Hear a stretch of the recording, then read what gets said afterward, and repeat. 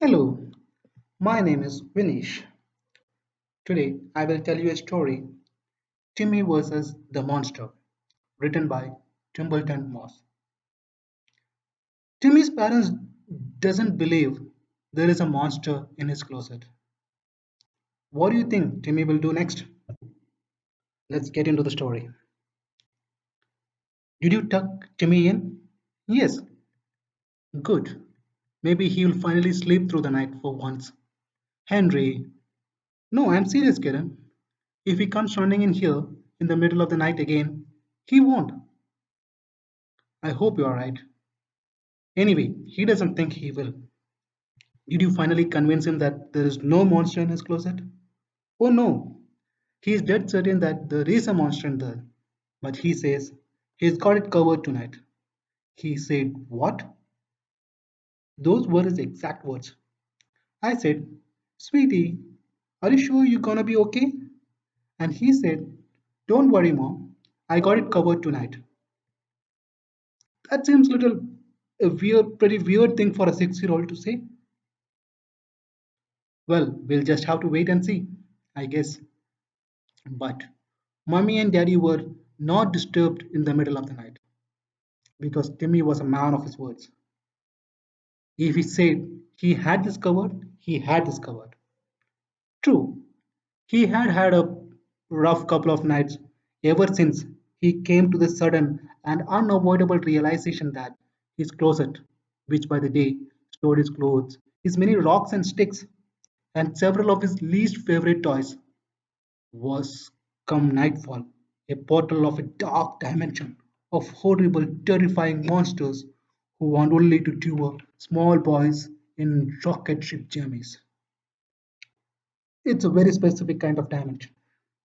Naturally, the first time when the monster tried to attack, he did what any sensible person would have done. He cried and ran into Mummy and Daddy's room. Mummy was, of course, sympathetic and seemed to grow even more concerned with each subsequent event. Daddy, on the other hand, was clearly getting annoyed.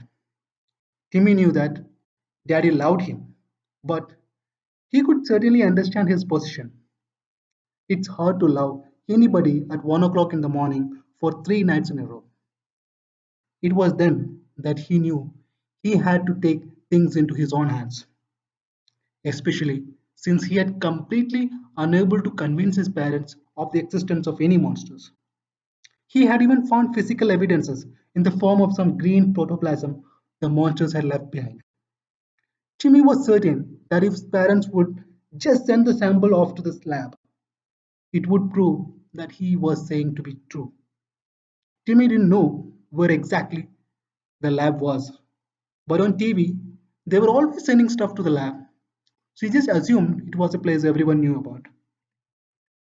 This is Moss, son, his father had said. It must have been in one of those sticks or rocks you insisted on taking home and putting in your closet. It was that way Timmy learned a rather hard lesson which all men and women must one day come to terms with.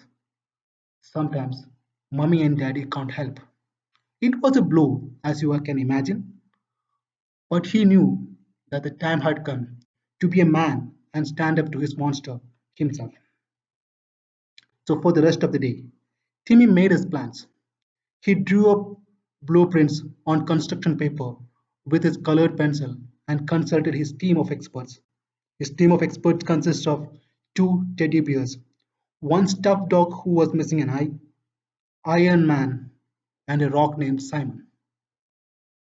And by dinner time, they had their plan well executed. So, in this plan, they need to get into the guest bedroom to gather his supplies. Now it was time, bedtime. He put on his jammies, brushed his teeth, and waited for his mommy. She came, as always. She used to come and tell him a story, sing him a song, give him a kiss on his neck, on his head, and tuck him in. It was at this time he assured her that he had his monster problem well in hand, and once she was safely out of the room, and started talking to Daddy. Our hero sprang into action, diving under the bed quickly, took all the pillows and blankets he had taken from the guest bedroom and combining them with his own pillows and blankets, constructed the world's most excellent super secure fort that ever forever ever made. It was risky, especially since he was not allowed in the guest bedroom. But this was life or death stuff he was dealing here, and time for playing it safe had long since passed. Safely hidden in his awesome fort, Timmy needed to wait for the inevitable. And sure enough, it happened just as it had for the past 3 nights. The closet door creaked open, and the horrible beast stepped into the room, most like protoplasm dipping from his terrible body, scaly in some part, furry in others, with long claws and sharp teeth and 4 eyes and 2 noses, and those spines on his back looked like the one which we have on dinosaurs and dragons. I smell a little boy, the monster snarled, and I'm gonna eat you up. I am gonna. Hey, where are you? I am here, stupid head, came Timmy's voice from deep within the confines of the pillow and blanket fort. What? A fort? Are those are those from the guest bedroom? Those are really nice. The threat count is so high. I can't attack you if you're inside a fort. Well, damn. I guess I'm just gonna have to go and also tell all my monster friends that you are too smart for us and none of us will ever bother you again. Okay? Okay, night, night. Good night. And with that, the monster had gone forever, and our heroic friend Timmy slept the sleep of his life, and he was never bothered by any monsters ever after. He did have a hard time explaining to his parents the next morning why he had gone to the guest bedroom and taken all the pillows and blankets. But let's face it, there are some things even forts can protect you from.